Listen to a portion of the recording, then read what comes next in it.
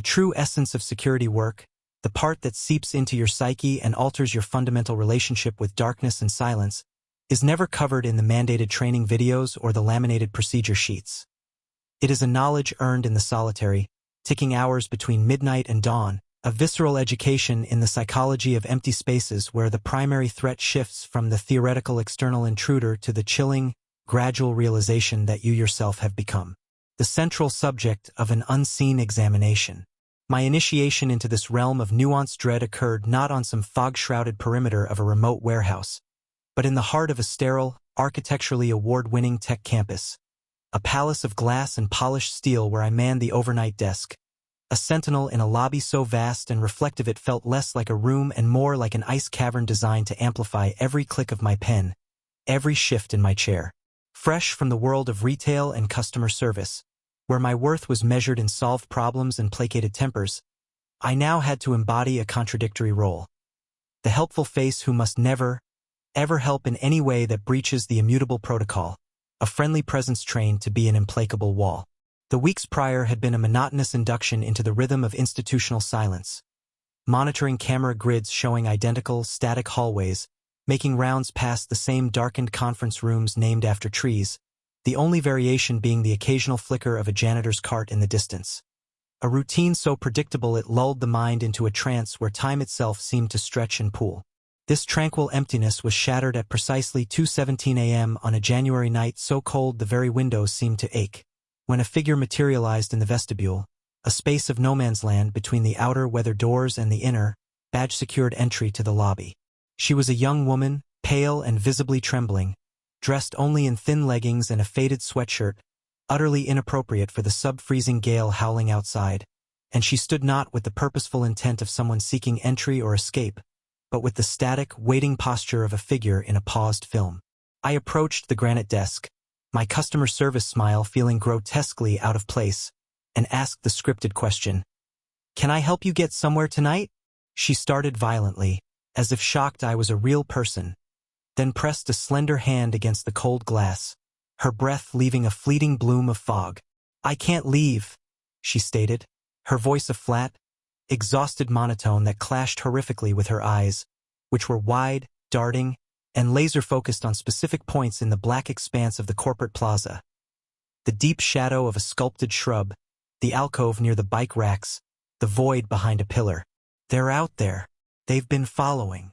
My mind, now fully jarred from its boredom, began its triage. A psychiatric episode, a fleeing victim of domestic violence, a person under the influence, all standard crisis profiles. Adhering to both compassion and protocol, I offered, "I can call for help. The police or an ambulance." Her reaction was instantaneous and electric with fear. "No," she hissed, the flatness gone, replaced by a sharp, metallic edge. "You can't call anyone. If you call, it gets so much worse." Then her gaze left the outside dark and locked onto me, scanning my uniform, the empty desk, the silent phone. Are you the only one here tonight?" The question, delivered with a hushed intensity, felt like a key scraping in a lock. I gave the corporate-approved, non-committal answer about remote backup and on-call supervisors, but the damage was done. The question had explicitly framed the scenario as a calculation of isolated vulnerability. She nodded slowly, as if filing this information. Then her eyes drifted past me to the yawning, dark mouth of the main corridor behind my desk. "When you do your rounds, do you ever check the exterior by the service alley? The loading dock?" The specificity was like a drop of ice water tracing down my spine. "Why do you ask?" I managed, my voice tighter now. She leaned closer, her words barely a whisper transmitted through the barrier. "Because if you walk with me, just you walking with me to the curb on the street side, I'll be safe. They won't take me if I'm with you. If I walk out alone, they'll grab me before I reach the corner." In that moment, my consciousness split cleanly in two.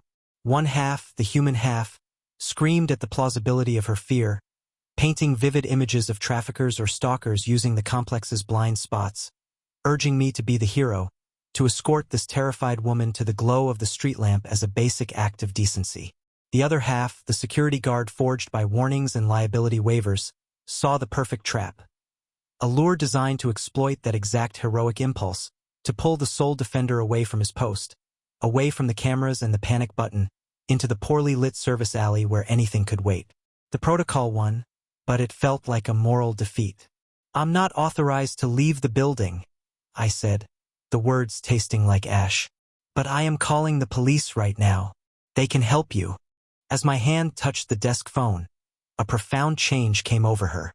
The fearful tension drained from her shoulders, replaced by a sudden, eerie resignation.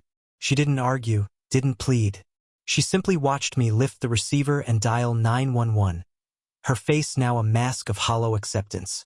The moment the operator answered, she turned on her heel, pushed through the heavy outer door, and vanished into the night.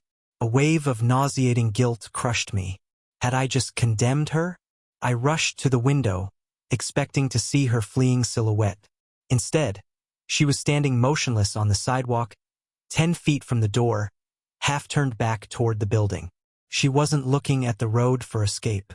She was staring intently, expectantly, at the same deep shadow of the ornamental shrub she'd indicated before, as if waiting for a review of her performance. The police arrived minutes later, their flashing lights painting the plaza in urgent strokes of blue and red, but they found nothing. No woman, no pursuers, only the relentless wind and the immutable architecture. The sergeant took my statement with polite professionalism, the kind that masks skepticism. After they left, the lobby felt exponentially larger and quieter, the hum of the servers below now sounding like a mocking whisper. Compelled by a need for evidence, I pulled up the digital log of the exterior camera facing the vestibule.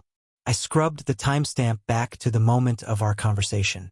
The video was clear until the exact second she leaned in and asked me to walk her outside. For approximately half a second, the feed froze, not into blackness but into a perfect, pixelated still frame, before resuming its live stream. It was the kind of minor digital hiccup that happens nightly across 1,000 systems, utterly explainable and therefore utterly unconvincing as proof of anything. Yet, it was the perfect punctuation mark on the encounter. I replayed that frozen moment for weeks, not in search of hidden details, but trapped by its symbolic meaning. The lesson was not about a woman in distress or a potential kidnapping ring. The lesson was about methodology. The entire interaction, the coatless vulnerability, the calibrated fear, the specific request was a sophisticated probe. The goal was never to get past me into the building. The goal was to see if they could get me, the human element, the final, fallible layer of security, to willingly walk myself out of it.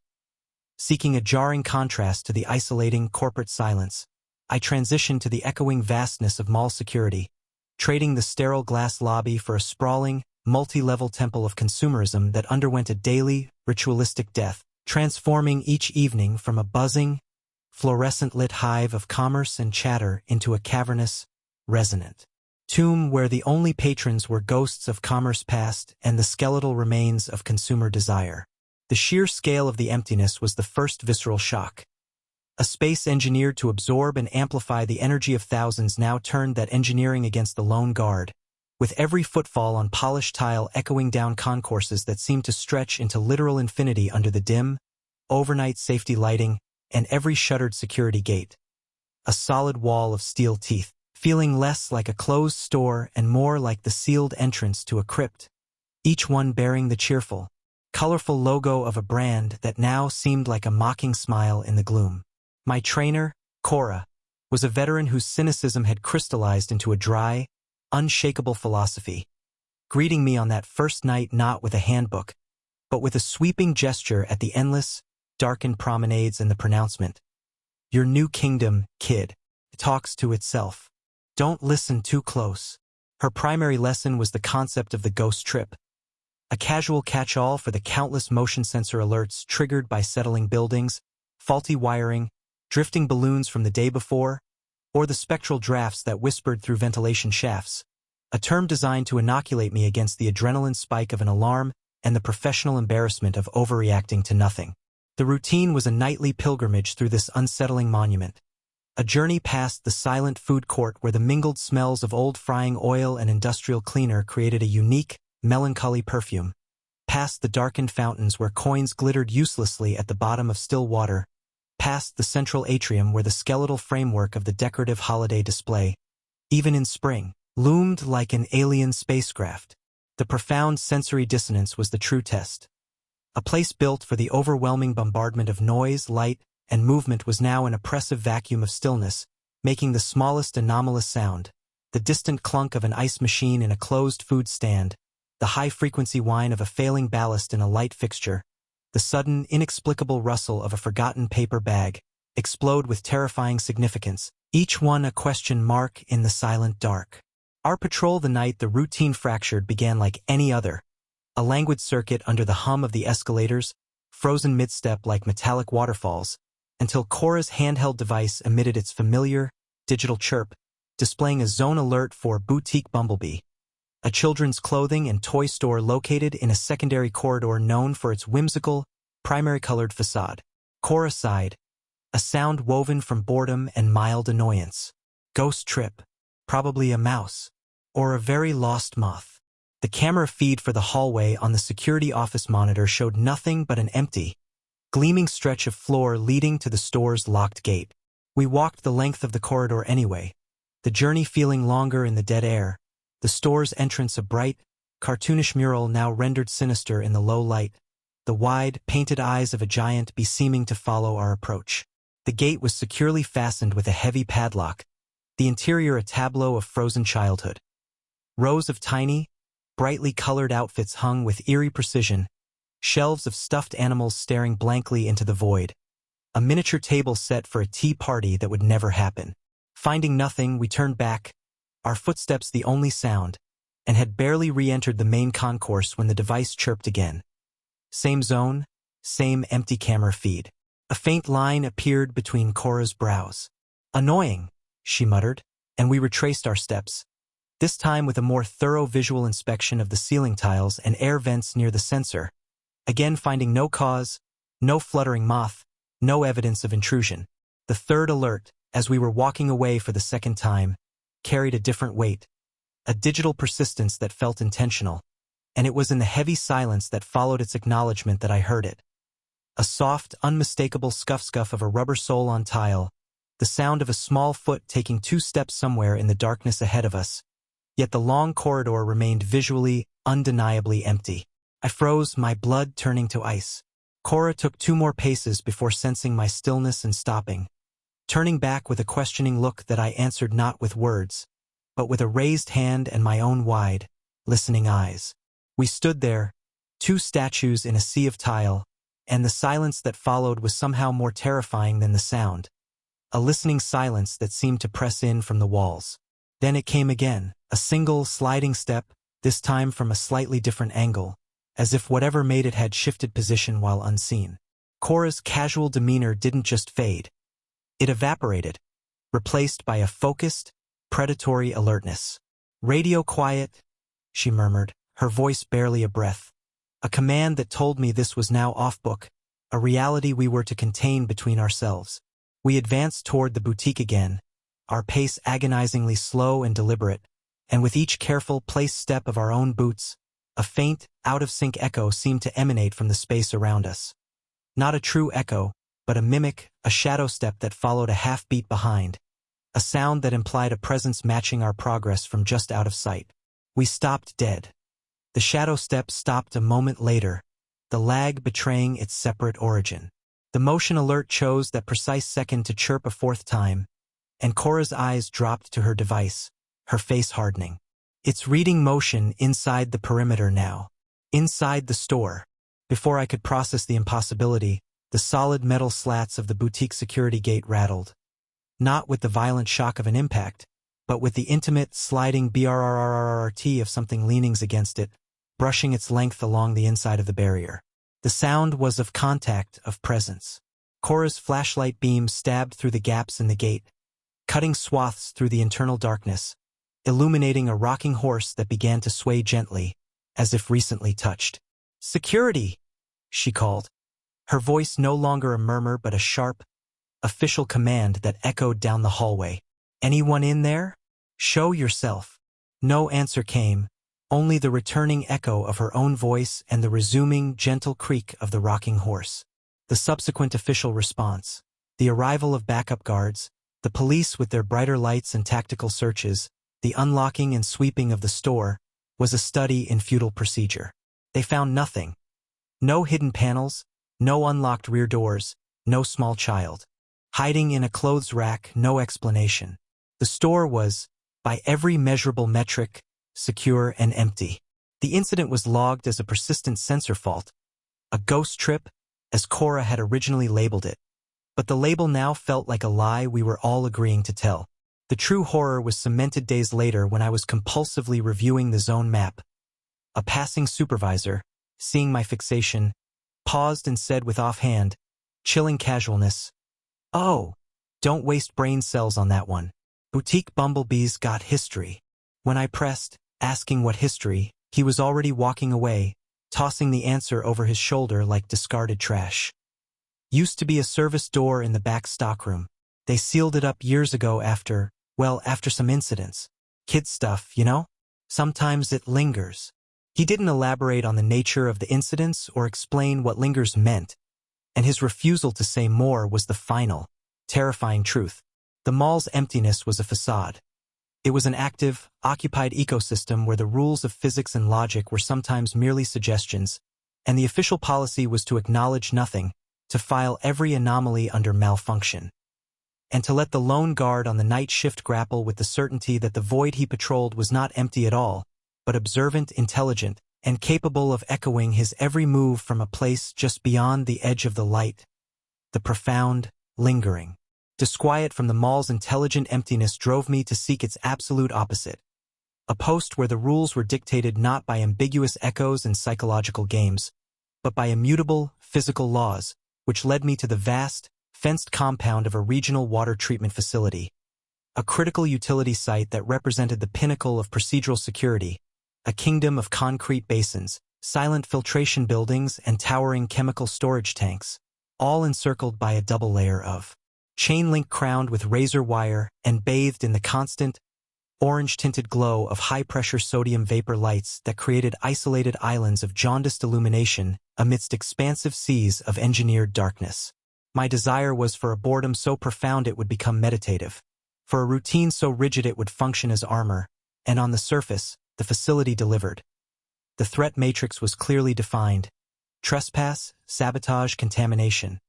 The patrol routes were long, linear, and predictable along the endless fence lines and between the hulking industrial structures, and the only sound was the deep, resonant, omnipresent hum of the massive water pumps far below ground, a vibration that traveled up through the concrete and into your bones, a mechanical heartbeat that made the very earth feel alive in a slow, rhythmic slumber. I arrived with a lesson hard-learned. Predictability is vulnerability. Therefore, I weaponized randomness, creating a nonsensical algorithm for my patrols, varying my start times, taking routes in reverse, pausing for irregular intervals in specific blind spots, sometimes circling a particular chemical storage silo 3 times before moving on, other times skipping a perimeter check entirely only to return to it an hour later. A deliberate effort to make my movements appear chaotic and unstudied to any potential observer.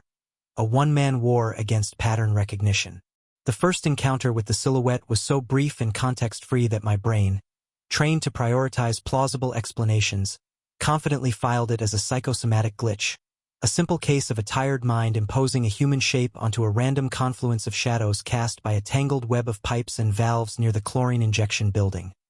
I had just rounded a corner, my flashlight beam sweeping across the gravel, when at the extreme edge of its throw, where the light began to fray and be consumed by the night, a tall, dark, upright form seemed to solidify for a fraction of a second before stepping sideways, merging seamlessly back into the deeper blackness behind a support girder. I stopped, held the beam steady on the spot, saw nothing but industrial architecture, and dismissed it with a conscious, forceful shrug, attributing it to long hours and the mind's innate propensity for pareidolia. The facility's hum continued, indifferent. It was 2 hours and 17 minutes later, according to my meticulous log, during a perimeter check along the southern fence line where the lights were more widely spaced, creating long corridors of gloom between each orange pool, that the phenomenon repeated with a specificity that shattered the coincidence theory. I was walking slowly, listening to the crunch of gravel under my boots, when a primal, subconscious alert flared. A primal sense of being watched from the empty field beyond the fence. I turned my head, and there, exactly where the light from the nearest pole faded into the ink black of the undisturbed field, stood the same distinct humanoid outline. It was not a shadow among shadows. It was a solid, black cutout of a person, featureless and two-dimensional, as if a man-shaped hole had been torn in the fabric of the night itself.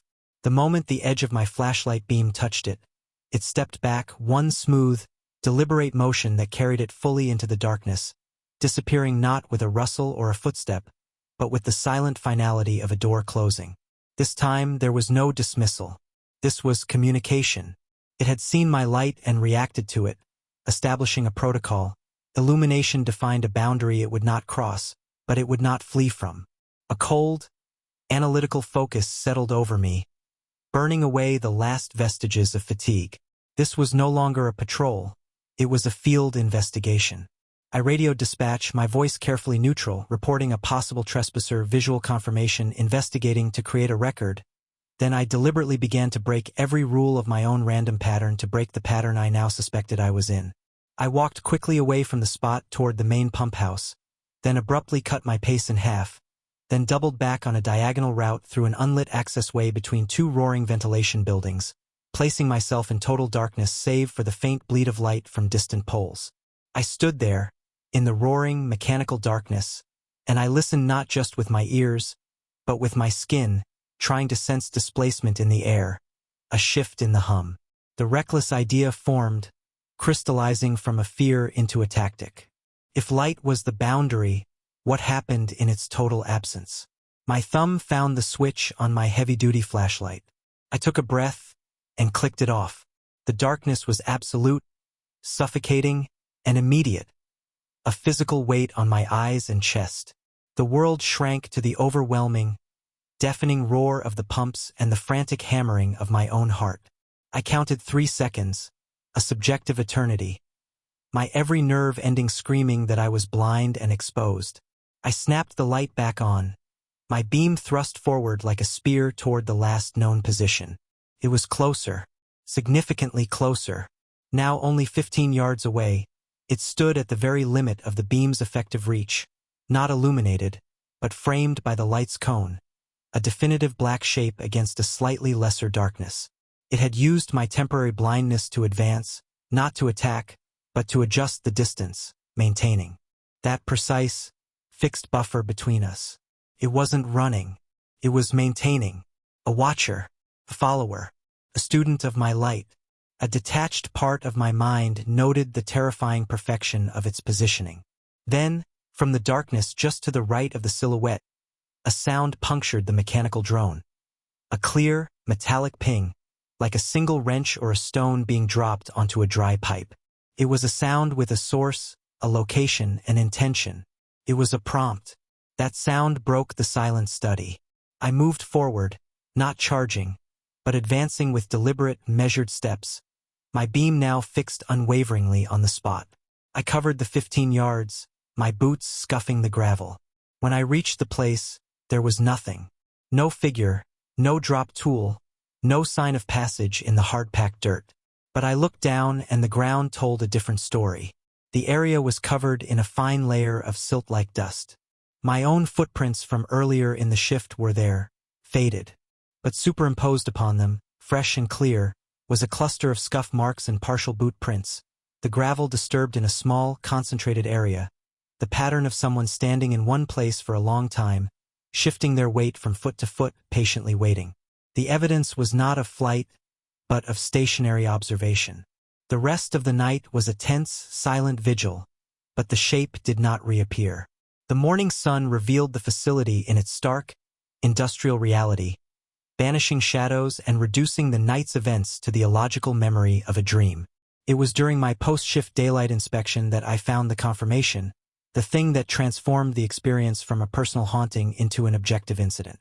On the southeast section of the outer fence, at the exact height of a man's waist, 3 plastic zip ties had been threaded through the chain links. 2 were black, One was white. They were not securing a repair, not holding up a wire. They were simply looped through, their ends trimmed neatly, forming 3 small, inert loops. They were markers, a tag, a signature. I used my pocket knife to cut them down, the plastic snapping with a trivial sound, and placed them in my pocket, the physical evidence chilling to the touch. When I reported it to the day supervisor, presenting the zip ties on his desk, he picked one up, examined it with a frown, and said, "Probably maintenance, or kids from the road. You're reading into things. Long night plays tricks." His dismissal was the final, most important piece of data. The game was not just between me and the watcher. It was between my lived, physical experience and the official, plausible reality the world required. The zip ties were the message. I was here. You saw me, and no one will ever believe you. The lesson was no longer about security. It was about the solitude of witnessing a truth that exists only in the dark, a truth that daylight and authority will always systematically erase. If the water treatment plant was a lesson in being the subject of a silent, observational study, the auto salvage yard in Fontana became the brutal practical exam in predictive manipulation, a sprawling, 50-acre graveyard of mechanized history where I learned that the most dangerous threat is not an intruder who hides, but one who conducts, using your own ingrained routines as the instrument of your vulnerability. The yard was a distorted cityscape, a grid of uneven, dusty lanes carved between mountains of compacted car bodies stacked 3 and 4 high, creating narrow, shadowy canyons where the sunlight rarely reached and the nighttime was a profound, oil-scented blackness punctuated by the occasional weak glow of a security light perched on a splintering telephone pole. My post was not one of foot patrols, but of a slow, rolling surveillance in a white pickup truck with security peeling from its doors, its tires kicking up perpetual clouds of fine, silted dust that coated everything, the windshield, my uniform, the back of my throat, with the gritty taste of decay and forgotten accidents.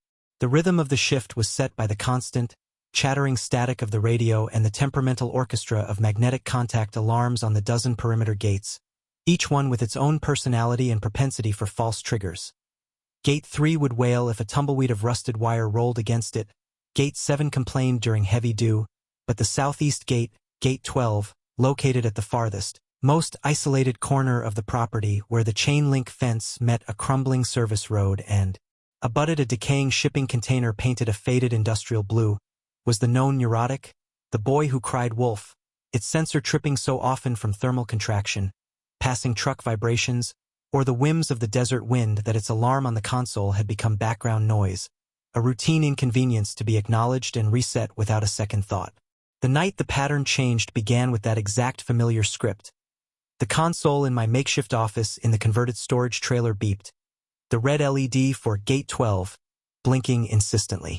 I sighed, took a final sip of tepid coffee, grabbed my heavy flashlight, and embarked on the 5-minute drive down the labyrinthine lanes, my headlights sweeping across legions of shattered windshields that reflected back like staring, sightless eyes, past cars that told silent stories of their final moments. A compact with its front end accordioned into a surreal sculpture, a luxury sedan with its entire side sheared away, a minivan with the ghostly outline of a child's sticker on the rear window. I reached Gate 12, its familiar groaning form outlined against the night sky, performed the ritual. A physical tug on the lock, a shake of the fence, a visual scan of the empty service road beyond, followed by the key turn in the override box to silence the alarm and reset the system. Log entry, 2314, Gate 12, false alarm, reset. I drove back to the trailer, the dust settling behind me. 10 minutes later, as I was updating the logbook, the console beeped again.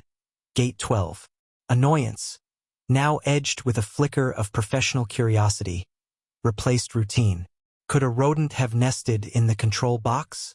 Was the sensor finally failing? The second trip was identical. The drive, the inspection, the emptiness, the reset. Log entry, 2326, Gate 12, persistent fault. Inspected, no breach, reset. This time, as I drove away, I watched the gate in my side mirror until a turn obscured it. A new, faint thread of unease woven into the fabric of the night. 7 minutes later, as I was parking back at the trailer, The console lit up a third time. The number 7 minutes was a cold, hard data point. My hand hovered over the ignition key. This was no longer a fault. It was a sequence, a rhythm, a deliberate, repeating pulse. The ugly, elegant hypothesis formed in my mind, fully grown and terrifying in its simplicity. The alarm was not malfunctioning.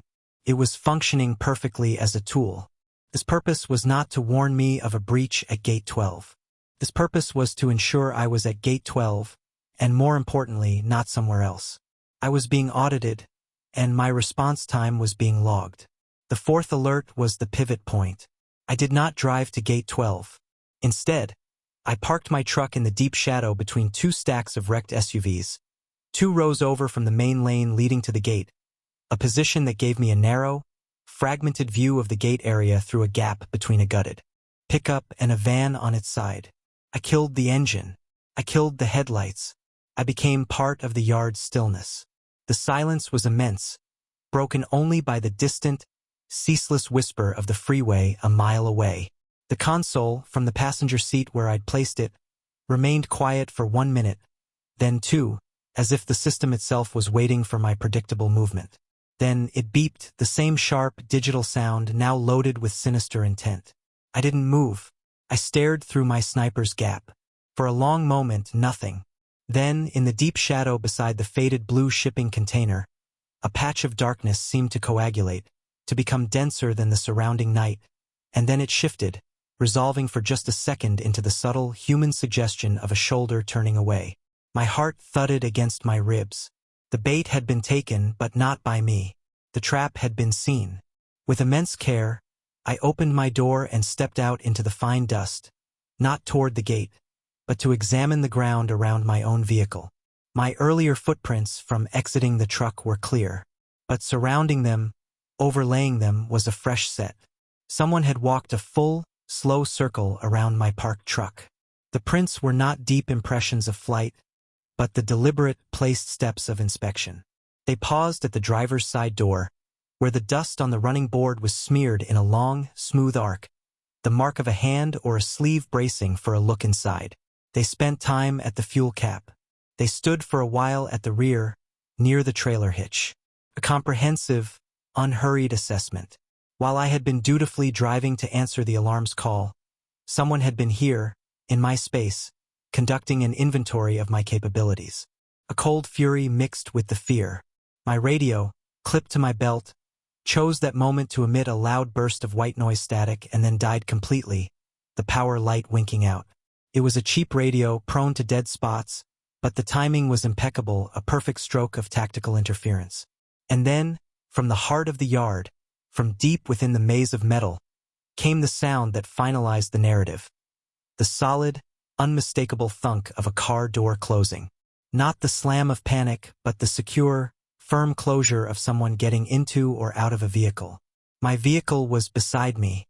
The yard's vehicles were all shells. The sound meant a third vehicle or someone using one of the wrecks as a hide or a platform. I did not run into the maze.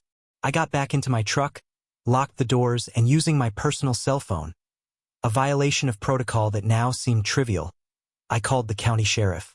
I reported not just a trespass, but a pattern of alarm manipulation and evidence of someone circling my security vehicle. Their arrival, with spotlights and dogs, felt both reassuring and absurd. A massive, real-world response to a ghost story written in dust. They found nothing. No one on the thermal cameras. No hidden vehicles. No cut fences. Just my footprints and the other set which they photographed with polite professionalism. One deputy, a man with a tired face, met my eyes after the search. You know how it is. Could have been a homeless guy looking for shelter. Got spooked. Could have been kids. The prints aren't exactly conclusive. I nodded, accepting the plausible reality. The alarm at Gate 12 did not sound again for the rest of my shift. It behaved impeccably. When I filed my report, I did not title it Attempted Intrusion. I titled it Incident of Coordinated Distraction and Probing. The lesson was not about a person in the yard. The lesson was about the architecture of influence. The threat was the understanding that my predictability was a tangible asset to an adversary, a lever they could pull to move me across the chessboard, to create windows of opportunity elsewhere, to study me up close while I was focused on a point of their choosing. The alarm was never the problem. It was the metronome, and for half the night, I had been the dancer, performing a solo routine in a graveyard, while the choreographer watched from the wings, taking notes. The freight depot outside of Tucson represented the final, stark evolution of the threat, moving beyond observation, beyond manipulation, into the realm of direct, demonstrative control. A lesson in vulnerability not as a state of being, but as a condition that could be willfully imposed by another, a revocation of agency. Executed with the calm precision of a surgeon. The site was a monument to logistical scale, 100 acres of sun-blasted asphalt arranged with geometric ruthlessness into endless rows of semi-trailers and shipping containers, stacked and aligned like a monochrome city built by giants, where the day's roaring chaos of diesel engines, shrieking forklifts, and barking loadmasters gave way at night to a silence so absolute and heavy it felt like a physical pressure on the eardrums, a vacuum that seemed to actively swallow light and sound, leaving only the vast, flat expanse under a bowl of stars indifferent to human industry. My background in corrections had not prepared me for the existential openness of the place, but it had drilled into me a fundamental truth. Panic is a weapon you hand to your opponent, so my default state was a forced, procedural calm, a tempo I maintained through rigid routines. Checking gate seals with a systematic tug, scanning the container IDs against the manifest under the beam of my flashlight, walking the long perimeters where the only sound was the crunch of my own boots on gravel. The night it happened began in that exact cadence of mundane vigilance. I had just completed a methodical sweep of the West Block, a canyon of refrigerated reefers that stood silent and unplugged, their cooling units dead, and was cutting through a narrow service alley between two rows of standard 40-foot containers, a corridor so tight my shoulders nearly brushed the corrugated steel on either side, when I emerged into a slightly wider cross lane and saw him.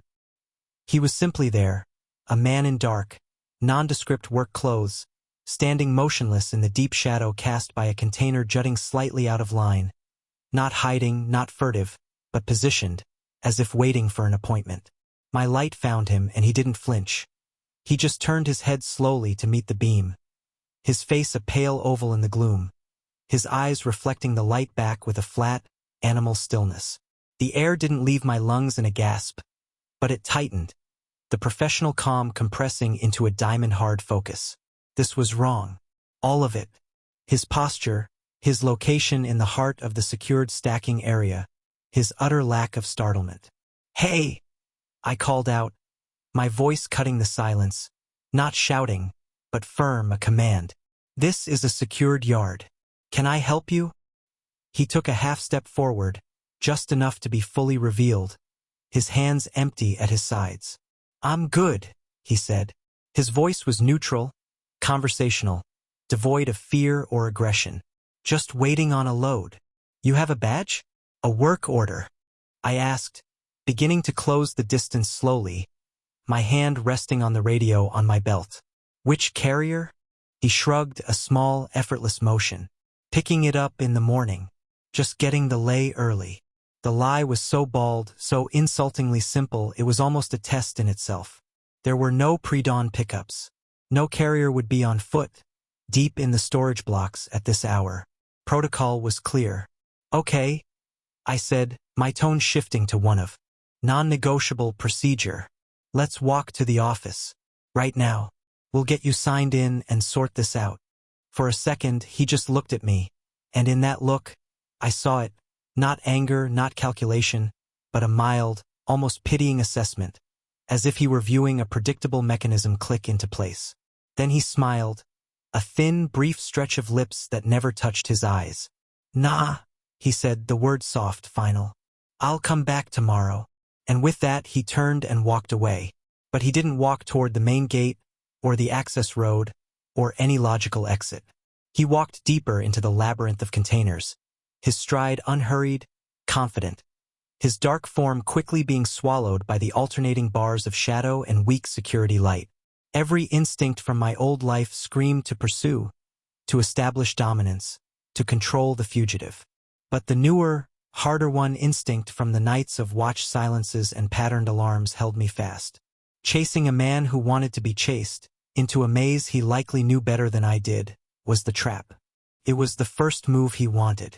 I stood my ground, listening until the sound of his footsteps faded into nothing, leaving only the hum in my own ears. The play was not over. It had just entered its second phase. My decision was tactical. I would not follow him into his terrain, but I would use my mobility to control the field. I would return to my patrol vehicle, a white SUV with a light bar, relocate to a vantage point overlooking the maze, and use its spotlight to flood the lanes, turning his hiding ground into a theater. I walked briskly back the way I had come, my senses hyper-alert, expecting an ambush in every pocket of darkness, but I reached the SUV unmolested. The depot felt different now, every container a potential blind, every shadow a held breath. I unlocked the door, slid into the driver's seat, the familiar scent of old coffee and vinyl a small anchor to normality. I inserted the key into the ignition, turned it to the first position. The dashboard illuminated, a comforting constellation of green and orange lights. The radio, still tuned to the depot's security channel, emitted a soft burst of static. So far, so normal. I turned the key fully to start. The engine did not roar to life. It uttered a single, weak, grinding click, a sound of mechanical refusal. Not the rapid click-click-click of a dead battery, but one solid, definitive clunk, as if a vital connection had been surgically severed. My stomach dropped. I turned the key back, waited a 3 count and tried again. Same result. The dashboard lights glowed brightly, affirming electrical power, but the engine would not engage. It was a specific, deliberate kind of failure. In the profound quiet that followed, the reality of the situation crystallized with icy clarity. This was not a coincidence. This was the demonstration. His walk into the maze wasn't a retreat. It was the closing of a net. He had not been waiting for me in the alley by chance.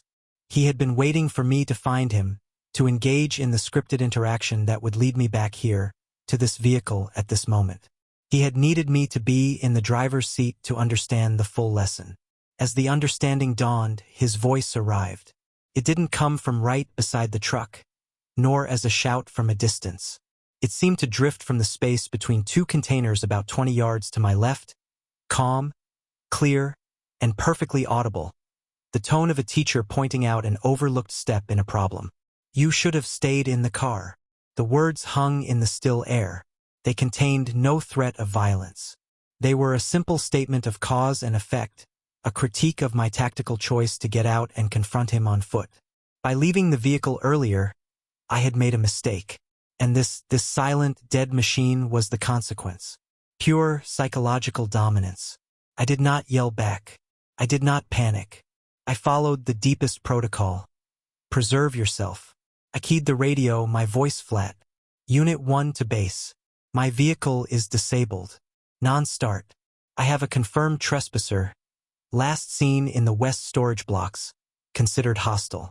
I am proceeding to the main office on foot.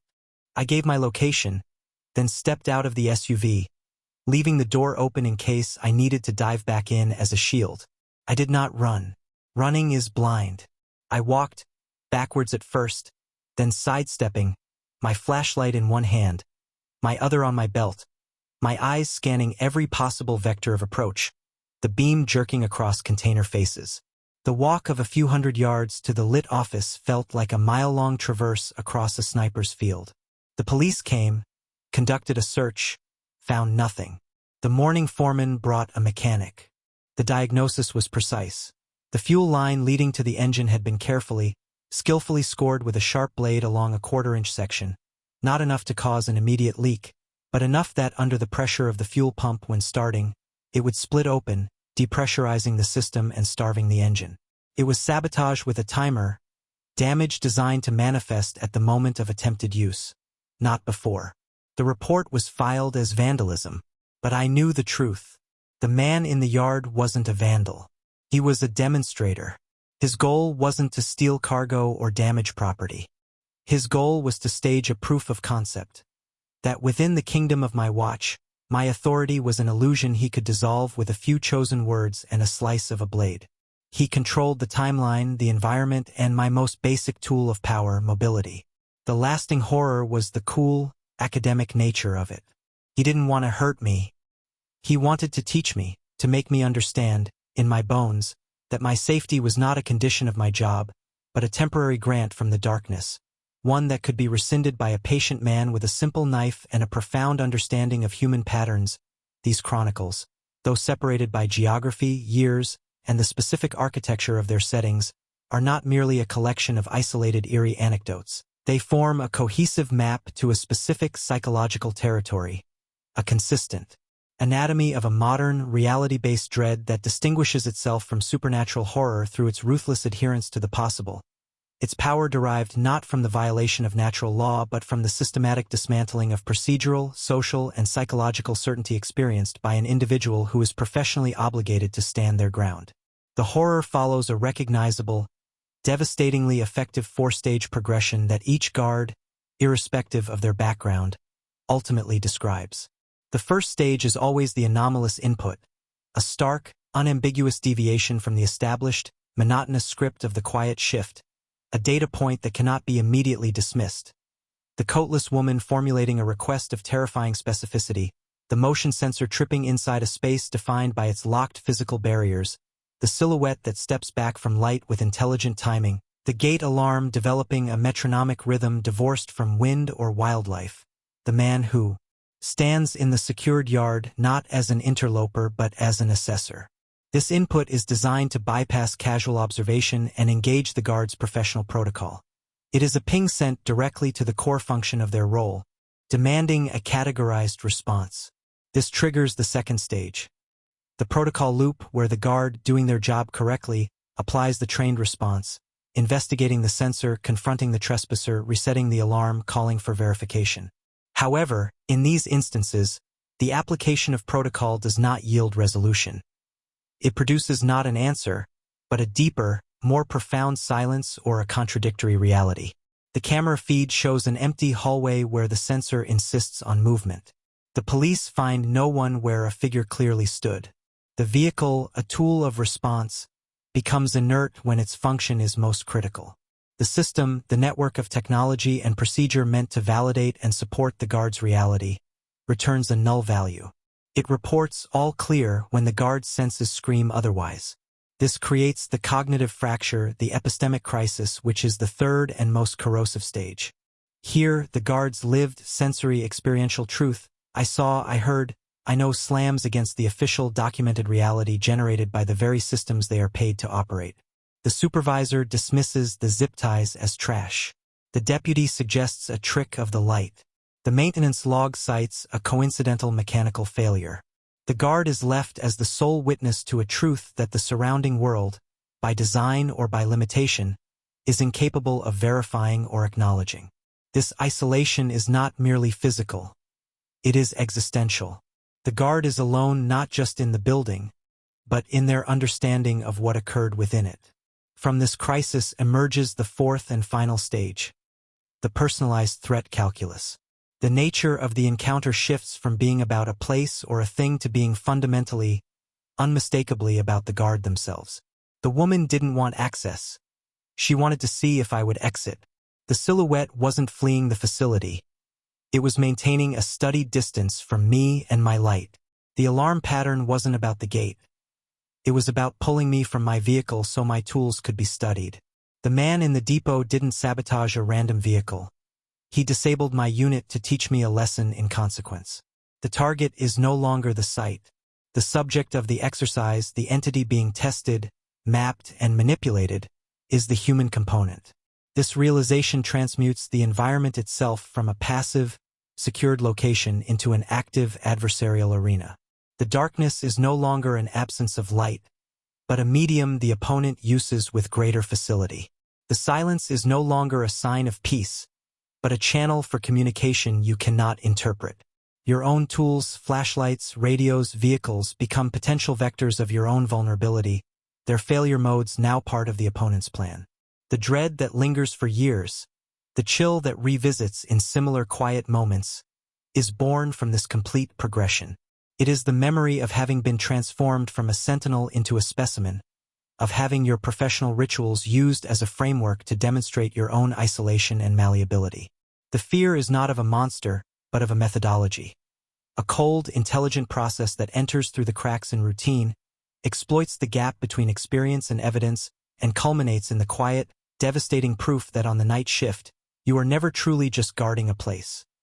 You are perpetually engaged in a low-grade psychological duel, where victory is not defined by catching an intruder, but by surviving the encounter with your understanding of reality, and your role within it. Fundamentally and permanently altered, this compilation, this shared testimony of hours stolen from the heart of the night, is offered not as a mere anthology of frights but as a beacon, a signal flare cast into the common darkness from our separate, lonely watches, a deliberate act of verification for anyone who has ever felt the foundational solidity of their reality soften and warp during the long, quiet hours, who has questioned the evidence of their own senses in the face of a system that insists on normalcy, who has carried home a chill that no morning sun can fully dispel. We speak these accounts into existence to dismantle the isolation that is the intruder's greatest ally, to transform a personal, gnawing uncertainty into a shared, documented pattern, to prove that the feeling of being made a subject in your own patrol is not a phantom of individual weakness but a recognizable tactic in a subtle, undeclared war waged in the spaces society forgets between dusk and dawn. By listening, by recognizing the contours of these stories in the shape of your own unease, you have already joined the periphery of this watch. Your engagement is the silent acknowledgement passed between centuries, a signal that the message has been received and understood. This channel, Winds of Thought, exists as a dedicated archive and a gathering point for these narratives, a place where the atmosphere of dread is not sensationalized but dissected, where the focus rests on the slow creep of realization rather than the cheap shock, on the integrity of the witness rather than the spectacle of the violation. If these chronicles have resonated with you, if they have mapped a territory of fear you instinctively recognize, then you become a crucial part of sustaining this exploration. Your engagement is the practical metric that tells the wider digital ecosystem that this specific, nuanced genre of psychological horror has value, that there is an audience for depth over jump scares, for reality-based unease over supernatural fantasy. Therefore, if you wish to ensure this watch continues, to signal that these stories must be told, the most direct action is to amplify the signal. Press the like button, a digital marker that functions as a tally in the logbook, a proof of recognition that strengthens the specific frequency against the algorithm's noise. Subscribing to Winds of Thought is the equivalent of tuning your receiver to this frequency permanently, ensuring you are alerted whenever we next venture into the unsettling gaps in the world's narrative. Whether it's the forgotten architecture of abandoned places, the unexplained echoes in modern systems, or the quiet testimonies that live in the shadow of official reports. Furthermore, the comment section below is not a void. It is the conversation in the guardhouse after the shift, the shared debrief where collective wisdom is forged. Your insight there has tangible weight. So I ask you directly, drawing from the hard-won lessons inscribed in the stories above, after bearing witness to these protocols tested and these personal perimeters probed, what is the one fundamental rule, the non-negotiable law of the lonely watch, that you would engrave on the inside of every new security guard's helmet, the singular piece of advice that stands above all others? Your answer contributes to a living doctrine, a crowdsourced manual for navigating the dark. And remember, this exploration does not end with the night. If you believe the stark light of day dissolves these subtle threats, prepare for a necessary recalibration. Our next dispatch will venture into the terrifying clarity of broad daylight, where threats wear no shadow for camouflage and walk openly in plain sight, proving that true disquiet is not a creature of the dark but a condition of perception, waiting for its moment in the sun. Thank you for watching, for listening with a critical and empathetic ear, for standing this virtual watch. Your vigilance is what gives these narratives a place to land. Stay acutely aware, question the quiet, and we will see you in the next story. The final act of my tenure in the world of secured silences did not arrive with a climactic confrontation in a storm-lashed yard or a breathless chase through a darkening maze. Instead, it manifested as a convergence, a slow-motion collapse of the separate, terrifying lessons from each lonely post into a single, unified theory of predatory observation, a realization that all the tests, the lobby probe, the mall's echoes, the water facilities watcher, the salvage yard's pattern distraction, the depot's demonstration of control, and the annex's chilling tuition were not isolated incidents by disparate actors, but chapters in a manual I was being forced to memorize, the curriculum of a hidden, pervasive intelligence that uses human isolation as its laboratory and institutional silence as its shield. This understanding crystallized years later, long after I had left formal security work, in the most mundane of settings. I was the night manager of a 24-hour, big-box self-storage facility on the ragged edge of the city, a sprawling complex of hundreds of identical, roll-top garage doors under the sickly yellow glow of vapor lights, a temple to urban transients and secreted lives, where my job was to sit in a bulletproof glass booth, monitor cameras, and occasionally cruise the endless, numbered aisles in a golf cart, the very epitome of a quiet, meaningless retirement from the front lines of dread. I believed I had outrun it, that the patterns and pressures were artifacts of more sensitive, high-stakes environments. I was wrong. The intelligence, it seemed, had followed me, or perhaps it had always been here, waiting in this place of locked-away secrets, recognizing a familiar subject for a final, comprehensive assessment. The first sign was the flies. Not a swarm, but a precise, persistent trio of large, iridescent bottle flies that would appear in my sealed glass booth every night at exactly 1:11 a.m., circling the same burnt-out light fixture above my desk with a monotonous, droning orbit before vanishing an hour later, as if recalled. No point of entry, just presence. I noted it, the old instincts twitching. Then came the radio in my golf cart, a cheap two-way for communicating with the day manager. At unpredictable intervals, it would emit 3 seconds of pure, clear tone, a 440 Hz at pitch, the standard tuning note, before cutting back to static. A test signal. Ping. Next, the motion sensor lights in aisle G, the one lined with climate-controlled units, began to behave not randomly, but responsively. They would flick on as I approached, which was expected, but they would also click on in a sequential wave ahead of me, as if anticipating my path, and sometimes in the aisles parallel to mine, mirroring my progress, a phenomenon I verified by stopping and listening for footsteps I never heard. The facility was speaking the old, familiar language. It was performing a systems check. The climax began on a night of still, heavy air. The power across the entire facility blinked out at 3 a.m., plunging the storage yard into a blackness so total it felt like being submerged in ink. The backup generator for the office and security systems failed to engage. In the profound silence that followed, I heard it. The distinct, simultaneous clack-clack-clack of a dozen, then 100 storage unit door latches being released electronically from the main control panel, a panel that was now dead. It was an impossible sound.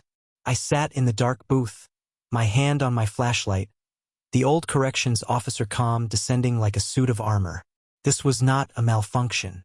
This was the opening move. The power returned 30 seconds later. The monitors flickered back to life. Every camera feed was operational. And on every single one, the view was the same. The corrugated metal door of each and every storage unit in the facility was now rolled up exactly 6 inches. A uniform, dark gap opening into hundreds of private voids. The sight on the monitor grid was a geometric horror, a perfect, synchronized unveiling. My radio crackled, not with the tuning tone, but with a voice I had heard before, calm, neutral, utterly familiar. It was the voice from the freight depot. Inventory time, it said. The 2 words hung in the static. This was the convergence. The depot's lesson in control, applied on a massive scale. The mall's lesson of things moving behind barriers, now multiplied by hundreds. The salvage yard's pattern, executed with flawless, facility-wide coordination. I understood my role. I was not to call the police. That would be the wrong script. This was a live-field exercise, and I was the unit under evaluation. I took my flashlight, left the booth, and stepped into aisle A. The silence was a physical entity. From behind the 6-inch gap of Unit 14B, a smell drifted out. Not the generic smell of stored furniture, but the specific sweet rancid scent of a chemistry lab, acetone and decay, the ghost of the annex. From Unit 22C, a faint, blue light pulsed, synchronized with the hum of a power supply that shouldn't have been operating. I kept walking. In aisle F, I heard it. The soft, rhythmic scuff-scuff from behind a door, the echo of the mall's children's boutique. I didn't stop. I turned into aisle G, the climate-controlled row. There, Leaning against the roll-top door of Unit G7 was the man from the depot. He wore different clothes, but his posture, his calm assessment was identical. He held a sleek tablet computer that glowed in the dark aisle, its light illuminating his placid face. "You've been a consistent study," he said, not looking up from the tablet. "High marks for pattern recognition. Moderate marks for adherence to protocol under stress. Your hesitation at the medical annex was noted." My blood ran cold. He knew. He knew about all of it. This wasn't a following. This was a longitudinal study. "What is this?" I asked, my voice steady, hollow. "A audit," he replied, finally looking at me. "We audit systems. Physical, digital, human. Security apparatuses are the most interesting. They are designed to detect us. We learn more from their failures than their successes. You," he gestured with the tablet, "have been a particularly informative node. You noticed the clock. You mapped the dropouts. You read the notebook. Most just report a glitch and move on. You engaged." He pushed away from the door. "This facility is a honeycomb of private contracts. A perfect blind. We've been running concurrent experiments in 12 units for 18 months. Tonight is the extraction. Your final evaluation is simple. Do you interfere?" As he spoke, figures emerged from other aisles. Men and women in dark, nondescript clothing, moving with silent efficiency. They began to roll up specific unit doors fully, not breaking locks, but using handheld devices that made the motors purr. From one unit, they removed server racks. From another, carefully crated biological sample tanks. From a third, archival boxes. It was a military-precise operation. The watcher from the water facility, the one who maintained distance, walked past me, carrying a case. He nodded, a faint, professional acknowledgement. The intelligence behind the silhouette had a face and organization. They were not supernatural. They were hyper-rational. A private, shadow-tier firm stress-testing security for clients, or for their own inscrutable ends. The ultimate ghost alarm. I stood there, flashlight in hand, the only official authority in a facility being openly, brazenly looted by a crew that moved with the calm of owners. The lesson of the depot finale screamed in my head. Any move I made would be anticipated, neutralized. My vehicle would be disabled. My communication would be jammed. My body would be bypassed. I was not a threat. I was a metric. I made my choice. I did not raise my radio. I did not challenge them. I simply watched, as I had been trained to do by their years of subtle pressure. I observed the methodology. I logged the faces in my memory. I noted the makes of the unmarked vans that silently pulled into the central lane. The leader with the tablet watched me watching. After 20 minutes, the operation was complete. The vans drove away. The figures melted back into the shadows of the aisles. He remained. "Evaluation complete," he said. "You pass. You understand the hierarchy of forces. You chose the preservation of your understanding over a futile, heroic gesture that would have resulted in your termination and our seamless disappearance. You have learned the final rule. The purpose of security is not to stop the inevitable, but to witness it intelligently and to survive the report." He handed me a small, metallic data stick. "The full log of your observations across all sites, cross-referenced with our intrusion metrics. Token. Your curiosity has been noted." Then he turned and walked down the aisle, not hurrying, and was swallowed by the same shadows that had birthed him. I was left alone in a facility of hundreds of slightly open doors, the humming lights, and a profound, devastating silence.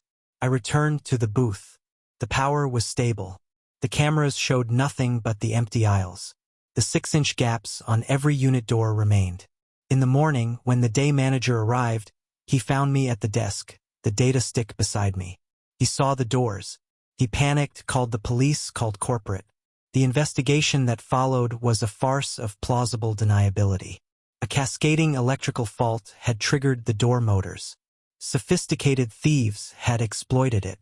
The missing items from a handful of units were logged as a major burglary.